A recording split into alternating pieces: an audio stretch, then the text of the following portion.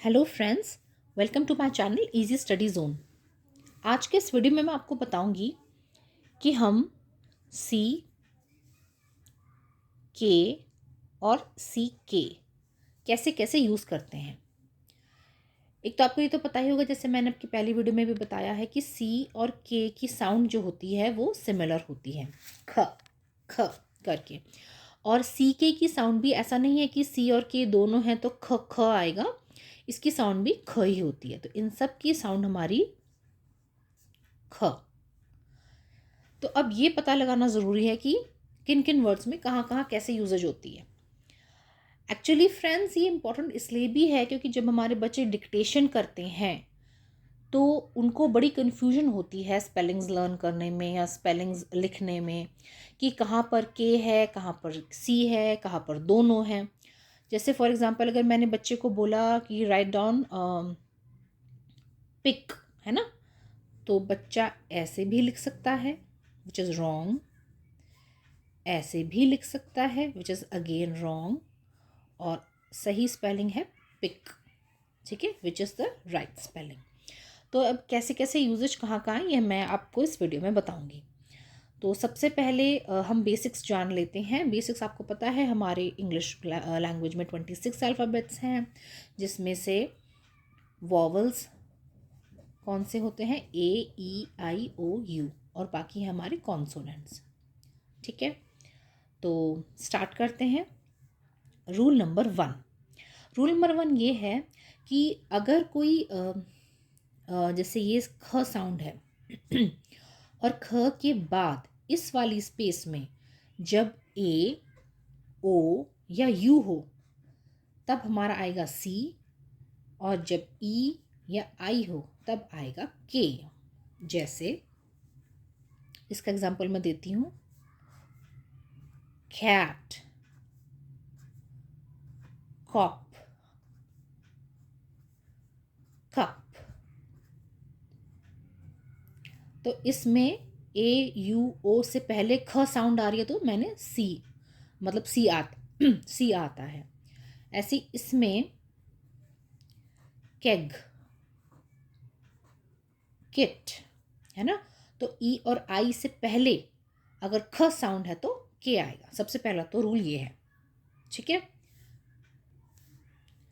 Second rule क्या है? Second rule ये है कि जब भी कॉन्सोनेंट से पहले यदि ख साउंड आ रही है तो वो सी, उसमें सी आएगा। जैसे क्रैब, ये कॉन्सोनेंट है, उससे पहले ख साउंड आ रही तो सी आएगा, क्रैब नहीं होता, ठीक है। इसी तरह क्लैप, ये कॉन्सोनेंट है, इससे पहले ख साउंड है तो सी। या फिर बुक, है ना, इसमें के क्यों आया है? इसमें के इसलिए आया है क्योंकि जब भी कोई वॉवल डबल हो जाता है और उसके बाद यदि ख साउंड आ रही है तो केवल के आएगा, ठीक है। सिंपल है कि अगर कॉन्सोनेंट से पहले ख साउंड आ रही है तो सी आया है, जैसे क्रैब, क्लैप या क्लास, है ना, ये भी कॉन्सोनेंट है, कॉन्सोनेंट से पहले ख साउंड है तो मैंने सी लगाया है। और के कब आता है? जब हमारे जो वॉवल है, अगर वो डबल वॉवल के बाद ख साउंड आ रही है तो वो के हम उसमें लगाएंगे, जैसे कि बुक या सीक, है ना, इसमें भी डबल वॉवल है, उसके बाद ख साउंड आ रही है तो फिर के आएगा, ठीक है। थर्ड रूल क्या है?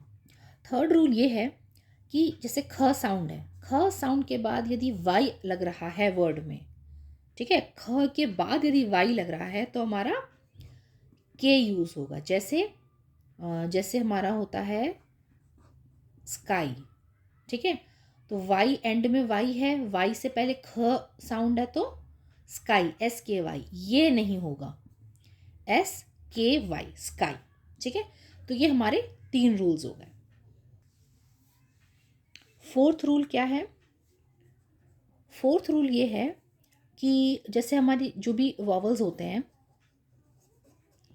एक तो ये उनके जो साउंड होते हैं वो शॉर्ट साउंड हो सकती है या लॉन्ग साउंड हो सकती है, ठीक है, हर वॉवल की, ठीक है। तो ये इसके बारे में मैं आपको अलग से बताऊंगी। तो फोर्थ रूल ये है कि जब लॉन्ग ई, है ना, लॉन्ग ई साउंड के बाद यदि ख आ रहा है तो उसमें क्या लगेगा, के। जैसे लॉन्ग ई साउंड कब आती है, या तो डबल ई से आ सकती है ना, जैसे स्लीक, है ना, डबल ई है, उसके बाद ख साउंड आ रही है तो के लग गया। और लॉन्ग ई साउंड किससे आ सकती है, ई ए, जैसे स्पीक, ये भी लॉन्ग ई साउंड है, उसके बाद ख साउंड आ रही है तो के लग गया, ठीक है। तो जब भी लॉन्ग ई होगा, लॉन्ग ई के बाद यदि ख साउंड आ रही है तो उसमें के लगेगा। क्लियर, ये हमारा फोर्थ रूल हो गया। फिफ्थ रूल क्या है, फिफ्थ रूल को हम के और सी के रूल भी कहते हैं। इसमें क्या है कि यदि हमारा किसी वर्ड में कोई वॉवल है, वॉवल के बाद इमिजिएटली बाद अगर ख साउंड आ रही है ना, अगर वॉवल के इमिजिएटली बाद ख साउंड आ रही है तो हम उसमें सी के लगाएंगे, ठीक है। और अगर वॉवल और ख साउंड के बीच में हमारे पास कोई कॉन्सोनेंट भी है ना, तो हमारा के लगेगा। अब देखिए बिल्कुल आसान है, दोबारा बताती हूँ। अगर जैसे हमारा पे ख, ठीक है, ये वॉवल है, वॉवल के इमिजिएटली बाद ख साउंड आ गई तो हमने सी के लगाया, ठीक है, ये हो गया पिक।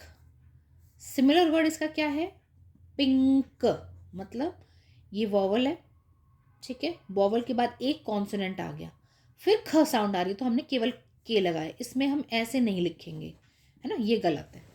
तो जब ये याद रखिए कि जब हमारा वॉवल के इमिजिएटली बाद ख साउंड आ रही है तो सी के लगेगा, और अगर बीच में अगर कॉन्सोनेंट आ गया है ना तो केवल के लगेगा, जैसे पिंक, सिंक, है ना।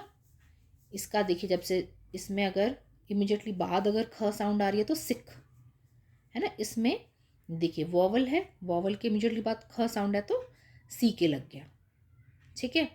ये जैसे और एग्जांपल्स मैं दे सकती हूँ, जैसे यहाँ पे लिक, सैक, लक, है ना, ये वॉवल है, वॉवल के इमिजिएटली बाद ख साउंड आ गई तो सी के लग गया। रॉक, टक, सॉक, डक, है ना। सो ये इंपॉर्टेंट है, और खासकर बच्चे ज़्यादा इसी में कंफ्यूज होते हैं कि सी के कब लगेगा, है ना। तो सी के कब लगेगा, हम बता सकते हैं बच्चों को क्या, कि जब हमारे वॉवल के बाद अगर ख साउंड आ रही है तो सी के लगेगा, और अगर वॉवल भी है फिर कॉन्सोनेंट भी है फिर ख साउंड आ रही है ना, फिर ख साउंड आ रही है तो केवल के लगेगा, ठीक है। तो ये कुछ रूल्स थे फ्रेंड्स, जो कि के, सी के और सी के रूल के लिए होते हैं। के, सी और सी के, इन तीनों की साउंड सिमिलर होती हैं। तो आप जैसे आप देखेंगे कि जब हम बच्चे को डिक्टेशन देते हैं तो जैसे डक, है ना, अब इस रूल के हिसाब से हमें पता है कि ड अ ख तो डक, है ना। लेकिन कुछ बच्चे जैसे डक लिख देंगे या DUC लिख देंगे, है ना, तो ये गलत है। अब हमें पता है कि डक में सी के क्यों आ रहा है, क्योंकि हमारा ये वॉवल है और वॉवल के इमिजिएटली बाद ख साउंड आ रही है, इसलिए हमने सी के लगाया है। तो ये रूल जब हम बच्चों को बताएंगे तो बच्चे अपने आप स्पेलिंग्स फॉर्म भी कर पाएंगे। कई बार क्या होता है कि बच्चों को जैसे हम कभी डिक्टेशन या राइटिंग में हम ये सिखाते हैं कि फोनिक साउंड, सपोज बच्चे को लिखना है ट्रक, है ना, ट्रक, जो ट्रक थोड़ा सा डिफिकल्ट है। सिंपल से अगर मान लो मैट लिखना है तो हम बच्चे को बताएंगे मैट कैसे लिखेंगे, फोनिक साउंड की मदद से, ए ठ, मैट, है ना। तो अगर बच्चे को MET मैट नहीं भी पता तो वो फोनिक साउंड्स की मदद से मैट लिख सकता है।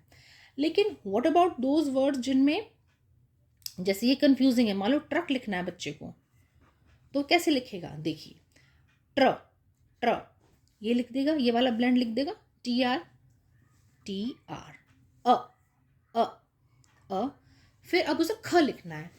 तो अब अगर वो ये वाला रूल लगाएगा तो वो कंफ्यूज, उसको पता है कि हाँ वॉवल के बाद इमीडिएटली ख साउंड आ रही है तो मुझे सी के ही लिखना है, के नहीं लिखना या सी नहीं लिखना, केवल सी के लिखना है। तो ये रूल बहुत इंपॉर्टेंट है इसमें। ये सारे जो मैंने 5 रूल्स बताए हैं के और सी के यूज़ के, तो ये काफ़ी इंपॉर्टेंट है और बच्चों को कन्फ्यूजन दूर करने में काफ़ी हेल्प करेंगे आपको। तो इस तरह से आप अपने बच्चे को सिखा सकते हैं घर में, ताकि बच्चे को कन्फ्यूजन क्रिएट ना हो, बच्चा अच्छे से लिख पाए, रीड कर पाए। और अगर इसके अलावा कोई क्वेरी है या आपको कुछ और किसी टॉपिक पे वीडियो चाहिए, या फिर आपको इस वीडियो में कुछ शायद कमी लगी कि आप मैं कुछ और अच्छे से एक्सप्लेन कर सकती थी, मैंने नहीं किया, तो वो भी प्लीज़ मुझे बताइए। सो नेक्स्ट वीडियो तक बाय बाय।